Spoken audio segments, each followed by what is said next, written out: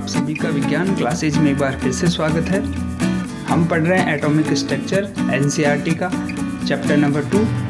इसमें हमने first video पहले पढ़ लिया था जिसमें हमने इलेक्ट्रॉन के बारे में हमने अध्ययन किया था।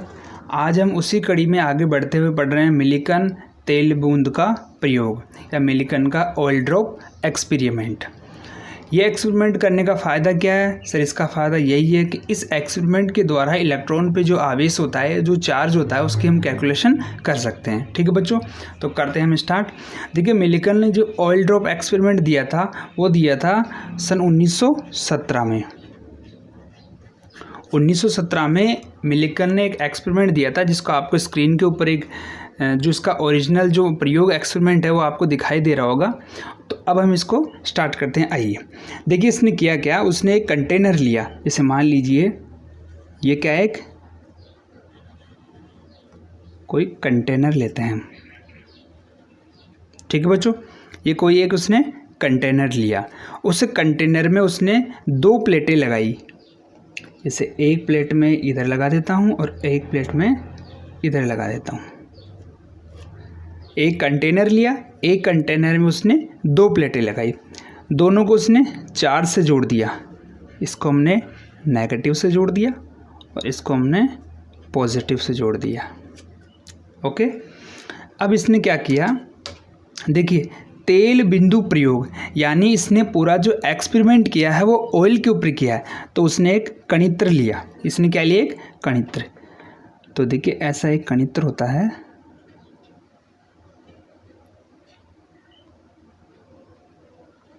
ये है कणित्र है। ठीक है बच्चों, इसने कणित्र लिया जिसमें यहाँ पर क्या भरा, उसने ऑयल या उसने तेल भर दिया यहाँ पर।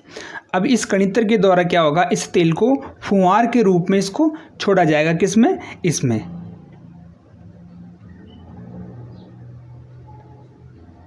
ठीक है, इसने कणित्र लिया, इस कंटेनर में जो दो प्लेटें लगाई गई थी तो, और अब ध्यान रखना इस बात का, यहाँ पर इस ऊपर वाली प्लेट में एक छेद रखा गया था।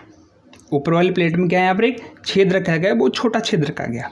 अब हमें पता है कि गुरुत्वाकर्षण की वजह से यहाँ पर जब ड्रॉप गिरेगी तो वहाँ से ये नीचे भी आएगी। ठीक है, तो ड्रॉप किधर गिर रही है? अब नीचे की तरफ, दूसरे प्लेट की तरफ ये गिर रही है। अब यहाँ पर गिर रही है तो उसको देखने के लिए क्या किया गया कि मिलिकन ने यहाँ पर एक दूरबीन लगाई।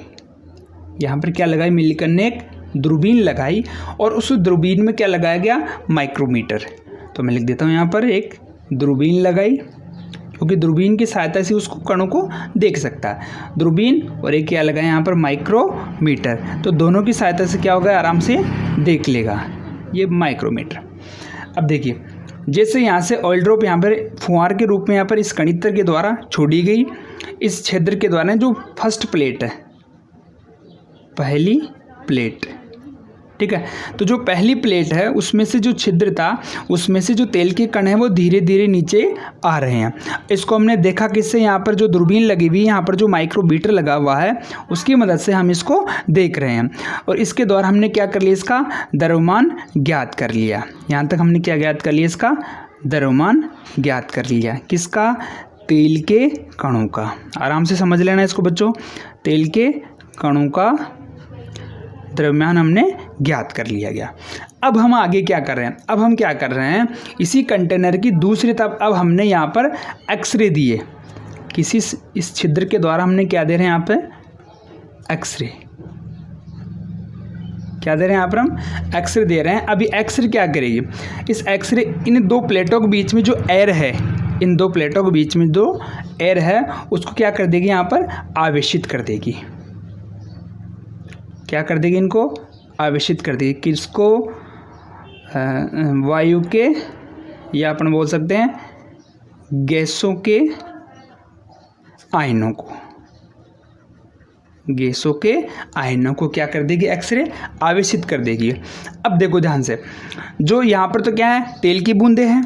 इसको मैं थोड़ा इधर बता देता हूँ। देखो मान लीजिए ये तो क्या है, यहाँ पर तेल की बूंद है, तेल की बूंद है। और अब ये एक्सरे हमने जब दिया इधर, तो ये मान लीजिए अपने किसकी है? गैस के आयन है। क्या? गैस के आयन। अब इन दोनों में क्या हो गया? यहाँ पर टक्कर। इन दोनों में क्या होगी यहाँ पर टक्कर। अब जब तेल की बूंद और जो गैस के जो आयन है उन दोनों के बीच में जब यहाँ पर टक्कर होगी तो टक्कर से क्या उत्पन्न होगा, इनके ऊपर चार्ज या आवेश। अब इस टक्कर के द्वारा इनके ऊपर क्या उत्पन्न होगा, यहाँ पर चार्ज होगा और उसी के द्वारा हम यहाँ पर तेल बूंद के ऊपर जो चार्ज है, तेल बूंद पर चार्ज या आवेश को हम ज्ञात कर लेते हैं। ठीक है, समझ में आ गया। अब इसका मैं आपको ओरिजिनल डायग्राम भी दिखा देता हूं जो अपनी बुक्स में है, देख लीजिए इसको। अब इस प्रयोग में आप देखिए कि यहाँ पर हमने विद्युत क्षेत्र भी लगा रखा है इसमें। ठीक है, अब इस विद्युत क्षेत्र का प्रभाव किसके ऊपर पड़ रहा है, तेल की बूंदों पे पड़ रहा है। यानी जो हमने यहाँ पर जो विद्युत क्षेत्र लगा रखा है उसका प्रभाव किस पे पड़ रहा है, तेल की बूंदों पे। तो मिलकर ने एक बात सिद्ध की, याद रखना इस बात का, मिलकर ने ये बात सिद्ध की कि जो तेल की जो बूंदें हैं, यानी कि जो तेल की बूंदों पर जो विद्युत आवेश होता है, जिसे हम Q से डिनोट करते हैं। किससे डिनोट करते हैं हम, Q से। Q का जो परिमाप है, याद रखना इस बात का, हमेशा विद्युत आवेश जो किसका है यहाँ पर, इलेक्ट्रॉन का है, का गुणांक होता है। अर्थात हम इसको लिख सकते हैं यहाँ पर Q बराबर NE, यानी कि जो तेल की बूंदों के ऊपर जो आवेश है उसका जो परिमाप है वो इलेक्ट्रॉन के ऊपर जो विद्युत आवेश होता है उसका गुणांक होता है। N का मतलब क्या है यहाँ पर, इलेक्ट्रॉनों की संख्या, कि यहाँ पर इलेक्ट्रॉनों की संख्या कितनी भी हो सकती है, 1 2 3 4 या जितनी भी हो सकती है। अब इस एक्सपेरिमेंट के द्वारा मिलिकन ने क्या किया, इलेक्ट्रॉन के ऊपर जो चार्ज था उसको ज्ञात कीजिए। तो इसने मिलिकन ने जो चार्ज ज्ञात किया उसका मान कितना था, -1.6 इंटू 10⁻⁻19 कूलाम। कूलाम का मात्रा क्या होता है, C होता है, जिसको हम आज लिखते हैं क्या, 1.6 इंटू 10⁻⁻19 कूलाम भी लिखते हैं। और जो बाद में धीरे धीरे जो गणनाएं हुई उनमें क्या हुआ, इसका मान 1.6022 इंटू 10⁻⁻19 कूलाम। ठीक है बच्चों, तो देखिए जो मिलिकन ने जो आवेश बताया था वो आवेश आज भी सही हो रहा है। उस समय इतनी तकनीकी अच्छी नहीं थी, इतनी कैलकुलेशन बढ़िया नहीं थी, लेकिन आज ये कैलकुलेशन इतनी अच्छी है। तो हमें केवल पॉइंट से 2 यानी 1.60 तक आपको जनरली याद करना ही है। अब हम एक बात देखिए, अब हम इसको लिखते कैसे हैं, इस प्रकार से लिखते हैं। सर आप माइनस क्यों नहीं लगा रहे हैं, क्योंकि याद रखना बच्चों इसलिए नहीं लगा रहे हैं क्योंकि हमें पता है इलेक्ट्रॉन के ऊपर तो ऑलरेडी चार्ज किसका होता है, नेगेटिव चार्ज होता है। तो जब हम उस इलेक्ट्रॉन का आवेश लिखते हैं तो उसे डायरेक्ट हम लिख देते हैं 1.6 इंटू 10⁻⁻19 कूलाम। ठीक है, ये समझ में आ गया। चलिए अब हम थोड़ा सा इसके साथ में देख लेते हैं कि इसका द्रव्यमान ज्ञात कैसे करते हैं।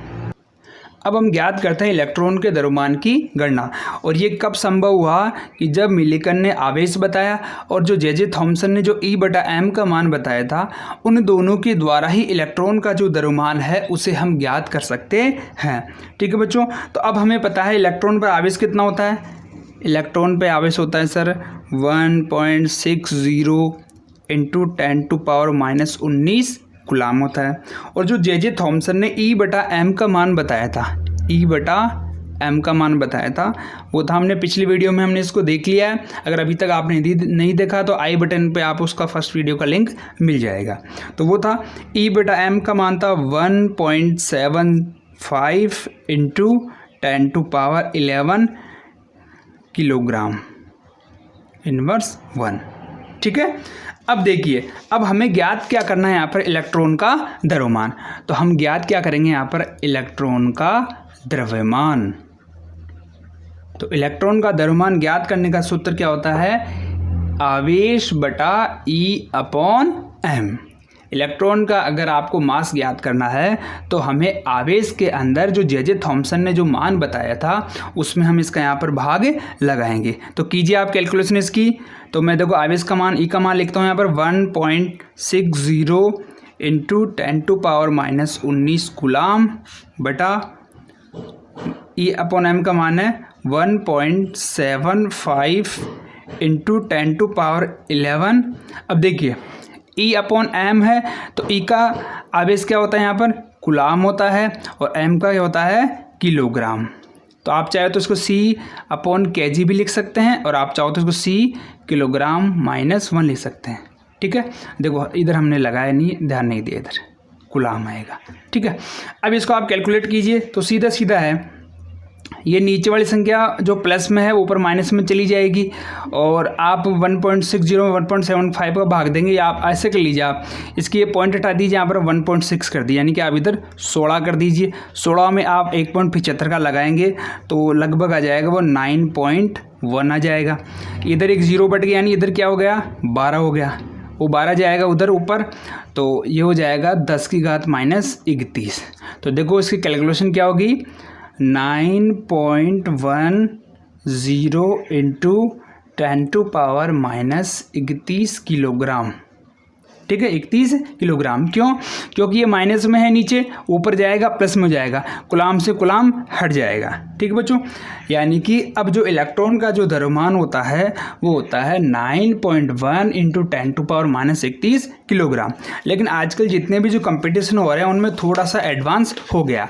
ये क्या है, एक स्थिर इलेक्ट्रॉन का द्रव्यमान है, जो सामान्य जो इलेक्ट्रॉन होता है उसका द्रव्यमान होता है। अब याद रखना इस बात को कि जो इलेक्ट्रॉन का जो द्रव्यमान होता है वो हाइड्रोजन के द्रव्यमान का लगभग 1/1837 भाग या 1837 गुना होता है। याद रखना इसका हाइड्रोजन के कितने बराबर होता है, 1/1837 भाग, यानी कि इसका द्रव्यमान बहुत ही कम है, जिसे कई बार हम नगण्य भी बोल सकते हैं। एक बात रखिएगा याद, आजकल कंपटीशन में या अपने बोर्ड एग्जाम्स में थोड़ा एडवांस पूछा जा रहा है क्वेश्चन कि ये जो हम यहाँ पर द्रव्यमान बता रहे हैं वो द्रव्यमान तो है एक स्थिर इलेक्ट्रॉन के लिए, लेकिन अगर यहाँ पर हमारे से पूछ लिया जाए कि जो गतिशील इलेक्ट्रॉन है उसका द्रव्यमान ज्ञात हम कैसे करेंगे, तो इसको भी हम थोड़ा सा फटाफट यहाँ पर समझ लेते हैं। मान लीजिए आपसे पूछ लिया जाए कि सर गतिशील इलेक्ट्रॉन का द्रव्यमान बताइए, तो सीधा सीधा एक बात ध्यान रखना, आपको फॉर्मूला याद करना है कि जो आइंस्टीन ने जो सापेक्षता का सिद्धांत दिया था उसका समीकरण के द्वारा ही आप गतिशील इलेक्ट्रॉन का द्रव्यमान ज्ञात कर सकते हैं। तो अब देखो वो तो आपको सीधा याद करना है। तो आइंस्टीन का जो सापेक्षता सिद्धांत का जो समीकरण है वो है m बराबर m0 अपॉन √1 - v² बटा c²। यानी अगर कोई इलेक्ट्रॉन मूवमेंट कर रहा है, गति कर रहा है, उस समय उसका द्रव्यमान क्या होगा उसे ज्ञात करने के लिए हमें आइंस्टीन के सापेक्षता समीकरण जो उसका सिद्धांत था उसका समीकरण है, उसी के द्वारा हम गतिशील इलेक्ट्रॉन का द्रव्यमान ज्ञात कर सकते हैं। अब मैं इसको थोड़ा साइड में लिख देता हूँ, इनका मान क्या क्या है। मान लीजिए देखिए m बराबर क्या है यहाँ पर, m बराबर है यहाँ पर गतिशील इलेक्ट्रॉन का द्रव्यमान। ठीक है, न्यूमेरिकल भी क्वेश्चन आ सकता है। v क्या है यहाँ पर, इलेक्ट्रॉन का वेग। ठीक है, और क्या बच गया अपने पास में, m0 या m0। ये क्या है, ये अगर जब इलेक्ट्रॉन अपनी स्थिर अवस्था में होगा या विराम अवस्था में इलेक्ट्रॉन का द्रव्यमान। ठीक है, और क्या बच गया अपने पास में c। हाँ c, अब देखो सुनो, c का मतलब क्या है यहाँ पर, प्रकाश का वेग। अब सीधी सी बात है, अगर कोई इलेक्ट्रॉन मूवमेंट करेगा तो प्रकाश तो उसमें अपना प्रभाव जरूर डालता है, या जो प्रकाश की जो गति है वो उसमें प्रभाव जरूर डालती है उसके एटम के निकालने में, बाहर निकालने में। तो c बराबर प्रकाश का वेग। ठीक है बच्चों, तो ये दोनों चीज़ आपको क्लियर होगी, उम्मीद करता हूँ आपको समझ में आएगा। एक नोट है जहाँ जो आपको याद करना भी है, ये नोट भूलना नहीं है आपको, नोट में लिखा देता हूँ अभी। अधिकतर पूछ लेते हैं। नोट क्या है, अगर सीधा सीधा क्वेश्चन आ जाए कि अगर V बराबर C हो, V बराबर क्या हो यहाँ पर C हो, तो जो इलेक्ट्रॉन का जो द्रव्यमान होता है वो क्या होता है, अनंत। ठीक है, सीधा सीधा याद कर लेना, इस बात को नोट कर लेना। अगर आपसे गतिशील इलेक्ट्रॉन का द्रव्यमान पूछा जाता है न्यूमेरिकल में, और वहाँ पर V का और C का, V का मतलब इलेक्ट्रॉन का वेग और C बराबर प्रकाश का वेग अगर आपको बराबर दिया जाता है, तो उस कंडीशन में जो इलेक्ट्रॉन का जो द्रव्यमान होगा वो क्या होगा, यहाँ पर अनंत होगा। ठीक है बच्चों, आज के लिए इतना ही। वीडियो अच्छा लगा तो वीडियो को लाइक कीजिए, अपने दोस्तों के साथ में शेयर कीजिए। मिलते हैं अगले इसके तीसरे पार्ट के साथ में। धन्यवाद बच्चों।